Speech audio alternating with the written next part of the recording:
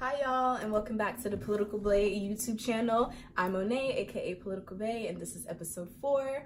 A little update on my life. Listen, if you're in college and you're graduating and you plan on going to grad school or law school or med school, study immediately after graduation. Do it.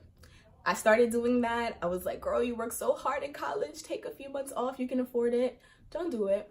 Don't do it. You will struggle to get back into that study pattern and that habit. If you could just get it right over with, go ahead and do that. But you know, welcome back. It's episode 4, the distinctions between race, ethnicity, heritage, and nationality, right? Because these things are very nuanced and it affects people differently. So let's talk about that, because I know that I often see that people mixing up what those things mean. So let's get into the video. So let's talk about race.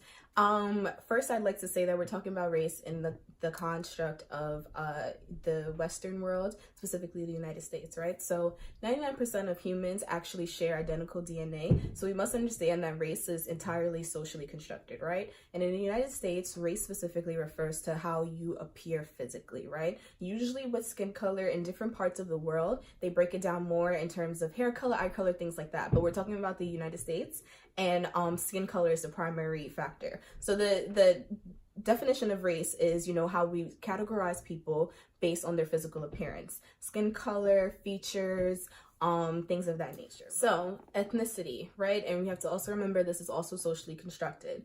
Ethnicity is where groups aren't defined by their like physical characteristics. It's more so defined on like cultural things like language, you know, religion, things that are, you know, not specifically a physical factor, right? So an example of an ethnic minority would be the Irish. When they first came to the United States, they weren't considered white, right? Which is a race. And this is where race and ethnicity sort of overlaps. But after generations of sort of being here and, you know, becoming a part of the larger part of society, Italians are no longer, you know, considered Italians. When you look at Italians, they're considered white. And that's the way that sometimes race and ethnicity overlaps, or also race and ethnicity sort of grows into each other. So you see how these social constructs are something that is entirely constructed and sort of changes as time goes on. So the reason that this is important is because race and ethnicity sort of characterize the way that people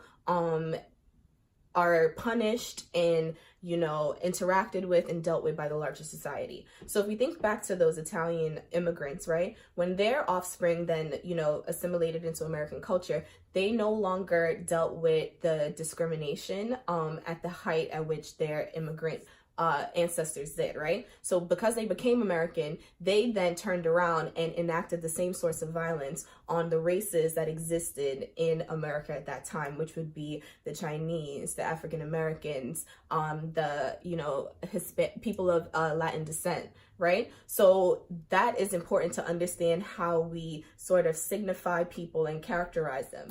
So nationality would then be characterized simply as, you know, the nation that you're from.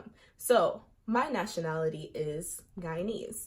If my little sister's nationality is American, right? Because she was born here.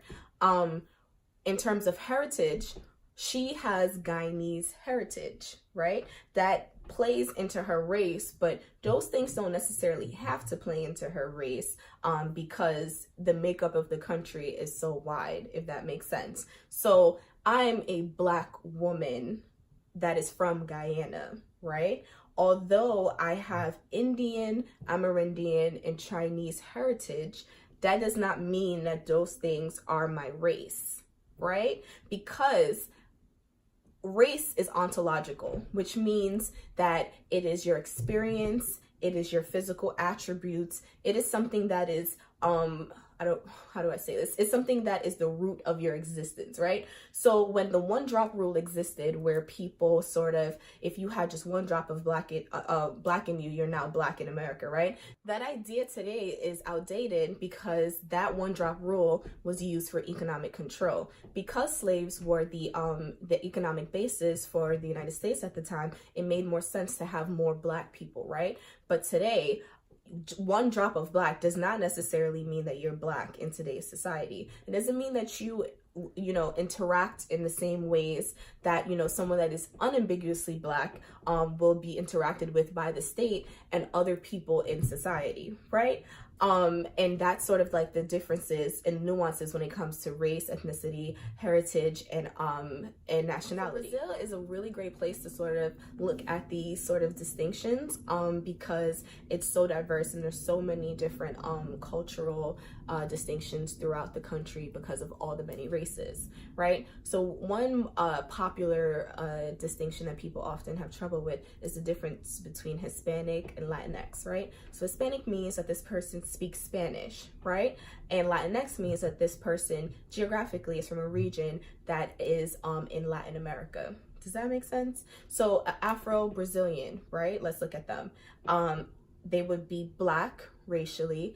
Ethnically, they would still be Latino. They would not be Hispanic because they don't speak Spanish. They speak Portuguese, right? And their heritage will sort of encompass all the different sorts of ancestral lineage that they have throughout like their lifespan. So they might be a fair-skinned Afro-Latino with features that, you know, demonstrate the strong ancestry of their African ancestors, right? Or they might be an unambiguously Black, you know, Brazilian that maybe speaks Spanish, and then they would be considered Hispanic because they speak Spanish. Does that make sense? But they'd still be considered Latinx also. You know what I mean? So someone that is from DR, the country predominantly speaks Spanish, and let's say that they don't have Black ancestry and they are of, you know, the indigenous descent. So then they would be Latinx without any sort of Afro this, or they would be an indigenous Latinx person. Does that make sense? You know, it's very, very complicated, but I'm trying my hardest to understand, and I'm trying hard for you all to understand. And if anything is confusing, guess what? Google is free. So I hope you enjoyed this explanation. I hope it makes sense. If it doesn't, comment below and we can figure out a way for it to make some more sense. But that's the distinctions between race, ethnicity, nationality, and heritage. All right? So remember, you are who you say you are. Work hard, play hard, or don't work hard and don't play hard. It's really up to you. It really just depends on who you say you are. Enjoy the rest of your week, and I'll see you all in 2 weeks. And make sure you follow me on Instagram at Monet Who Else. Follow me on Twitter at Monet Who Else, because I'm gonna start my IG television, and it's gonna be lit because I have a really great idea for it, and it's gonna be Ask Mo. But yeah, remember, you are who you say you are. Drink your water, hydrate, do what you do, and yep, that's it for me.